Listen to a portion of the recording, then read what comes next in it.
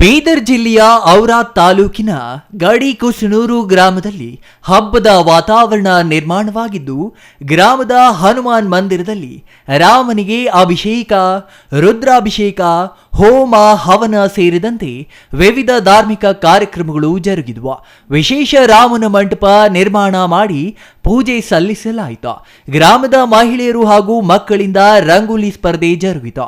ಕೀರ್ತನ ಸೋಮನಾಥನ್ ಮಡಿವಾಳ ಇವರಿಗೆ ಮೊದಲ ಬಹುಮಾನ ರಾಮನ ಭಾವಚಿತ್ರ ನೀಡಲಾಯಿತು. ವಿಶೇಷವಾಗಿ ಗ್ರಾಮದ ಅಕ್ಕಮಹಾದೇವಿ ಮಹಿಳಾ ಸಂಘದ ಮಹಿಳೆಯರಿಂದ ರಾಮ ದೀಪೋತ್ಸವ ಆಯೋಜನೆ ಮಾಡಲಾಗಿತ್ತು. ಮಹಿಳೆಯರು ಪರಸ್ಪರ ದೀಪದಿಂದ ದೀಪ ಹಚ್ಚುವ ಮೂಲಕ ದೀಪೋತ್ಸವ ಕಾರ್ಯಕ್ರಮ ಜರುಗಿತು. ಗ್ರಾಮದ ಬೊಮ್ಮಗುಂಡೇಶ್ವರ ಮಹಿಳಾ ಸಂಘದ ಮಹಿಳೆಯರಿಂದ ಕೋಲಾಟ ಸಾಂಸ್ಕೃತಿಕ ಕಾರ್ಯಕ್ರಮ ನಡೆಯಿತು.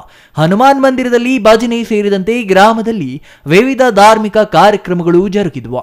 ಚಂದ್ರಯ್ಯ ಸ್ವಾಮಿ, ಸಿಟಿವಿ ನ್ಯೂಸ್, ಬೀದರ್.